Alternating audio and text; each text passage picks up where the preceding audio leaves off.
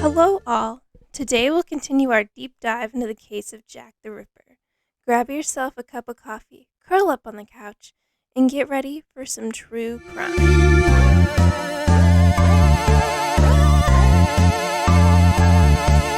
Last episode, I started by telling you a bit about Jack the Ripper.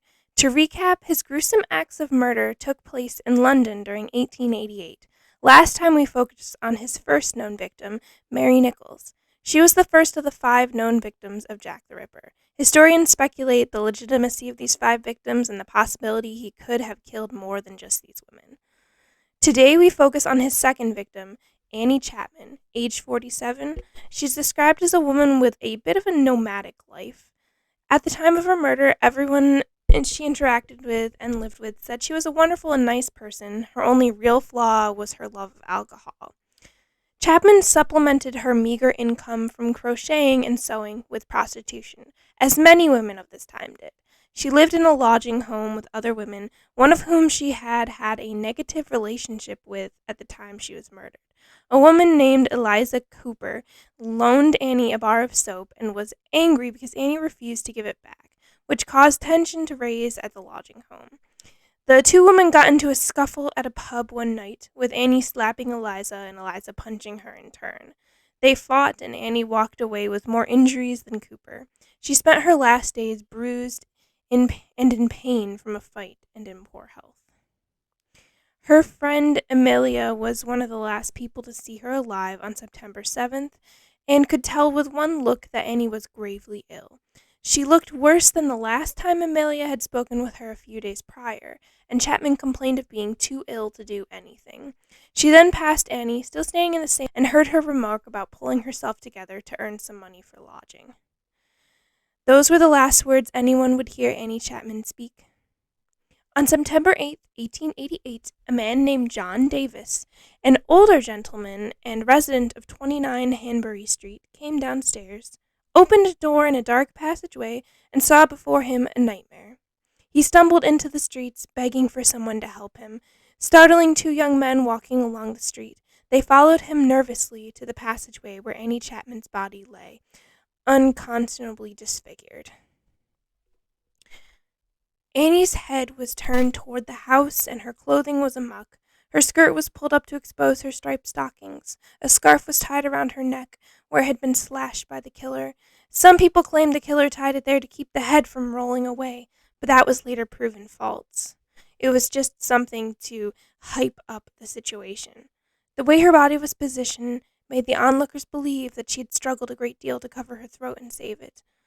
After a few moments of silence, the shock slowly subsiding, the men hurried off to get the police. One of the young men was so shocked by what he'd seen, he had grabbed a drink to calm his nerves. The other young man found a constable, but when he said what happened, the constable said he could not leave his post. A ridiculously stupid answer. Again, dear listeners, let me say the police are pretty useless in this whole case, so don't expect anything different from them. The man was so baffled by the constable's response, he later filed a complaint with the police, only to be told that the officer was right to stay at his post. Honestly, I'm not shocked anymore when I read about how absolutely mental these so-called police officers were. I just expect it at this point. Davis finally got the attention of a senior officer who would listen. So Davis went to a police precinct to get someone whose more importance attention on the matter, and this was the only way they could actually get someone to come look at a dead body. Moments after the conversation, an inspector rushed to the scene. Inspector Joseph Chandler, so different from the first inspector from the first murder, forced his way through spectators at the scene and made his way to the body. He ordered the vicinity to be cleared of onlookers and sent an officer to fetch a doctor of the area. The inspector also retrieved something to cover the body until the doctor could arrive. Dr. Baxter Phillips arrived at the scene and immediately confirmed that the woman was beyond medical help. He made some precursory observations of the body, such as the positioning of the limbs and the depth to which her throat had been slit. It was later discovered, during an autopsy, that her womb had been removed from her body, possibly as a trophy Or maybe as a statement about fertility or womanhood and the killer's distaste for it. This is just me starting to speculate here, but we'll get into more detail about Jack the Ripper himself in a later episode. The body was delivered to the morgue, only this time they were not going to let anyone wash down and strip the body. The inspector thought he'd made this very clear when he arrived and explained what was to happen. His orders were, of course, not followed because 2 hours after his departure from the morgue, he and the doctor were angry to find Annie Chapman's body had been given the same treatment as Mary Nichols had received.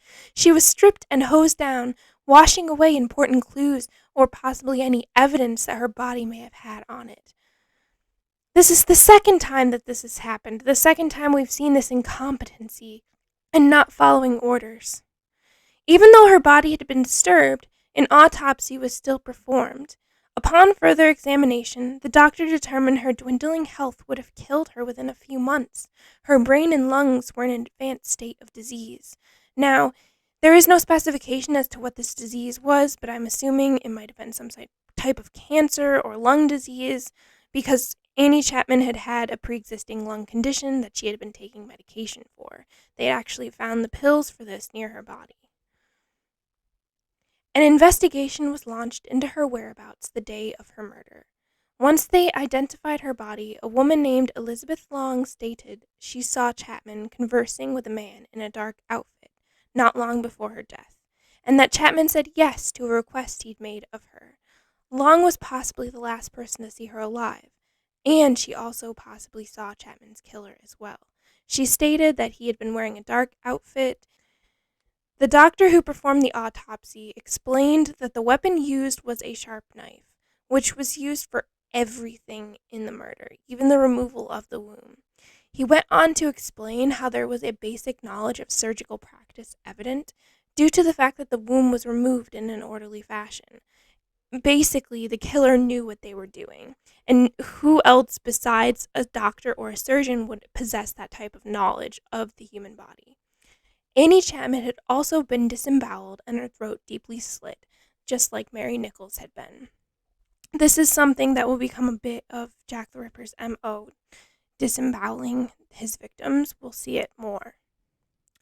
The doctor claimed only someone with knowledge of human anatomy could have removed her womb in such a fashion, just as I had stated before. But some experts refuted this statement. They claimed the killer wasn't someone with that knowledge. They had believed a few things. Maybe he could have been a butcher or someone who worked at the mortuary and actually had stolen her organ. They believe mortuary staff may have stolen it and taken advantage of her body. It was common for organs to be stolen and sold for use as surgical specimens. If you think back to this time period, it was also the time period where they would quite frequently steal bodies and cadavers to be used in medical practice lessons as well. This was still happening at this time. They also didn't have an accurate time of death for Chapman because there were many statements and pieces of testimony where people claimed to have seen her when the medical examiner reasoned that she was already dead. So basically, the medical examiner said that she had died at 4:30 that morning, but people had claimed to have seen her at 5 or even 5:30. And the reason why one of the statements is so accurate to the possibility is because the woman who saw Annie Chapman speaking with that man when she said yes to his statement, she had known it was 5:30 in the morning because she heard the tolls of the bell of a clock in the area. So she knew exactly what time it was. So back then, they didn't have accurate knowledge that we do now. Our accuracy in telling we know the exact time of death, and such factors like the weather and how she died made it appear she was dead longer than she actually was. So her blood loss could have been a factor in making her seem like she was farther along in rigor mortis, things like that. After Chapman's death, a letter was sent out where the writer had claimed responsibility for her murder and dubbed themselves Jack the Ripper, presumably because they didn't care for the name that the news had given them. Amongst the evidence that was found near Annie Chapman's body, there was actually a leather apron found in the area that was stained with blood and looked like it had been washed out in a sink. So the media, or the news outlets of that time period, started dubbing this killer as Leather Apron. And I mean, I get it. You don't want to be dubbed as Leather Apron. It doesn't sound very cool or charming or anything like that. A lot of serial killers want a cool name to go along with what they do, and they want the recognition to go to them. So it's even, look at what happened with the Zodiac Killer. He wanted to be recognized as the Zodiac Killer, so he sent those letters to the police during the time of, well, they sent, we still don't know anything about the Zodiac Killer, could have been anyone. They sent those letters, those encrypted letters where they signed themselves as the Zodiac Killer to let people know this is what I want to be called. So Jack the Ripper did the same thing.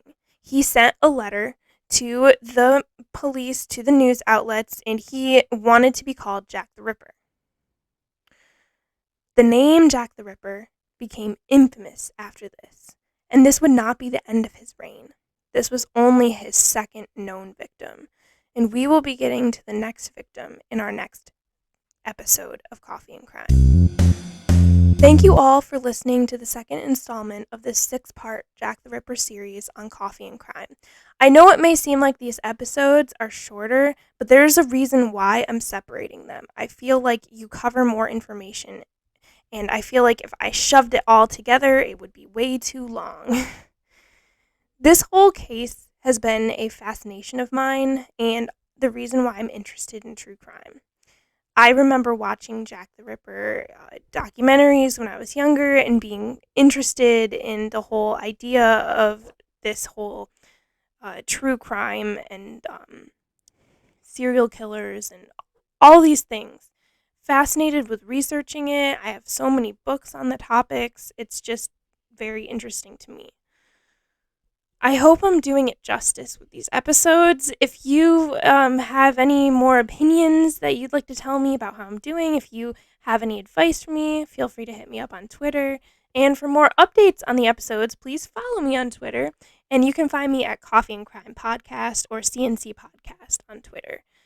The next episode will probably come out, I'd say Saturday or Sunday, with time permitting. Because I am quite busy. This episode was supposed to come out yesterday, but my editor and I actually had a lot going on yesterday, so we had to push it to today. The next episode will center on the third of the 5 victims of Jack the Ripper. I hope to see all of you then. Until next time.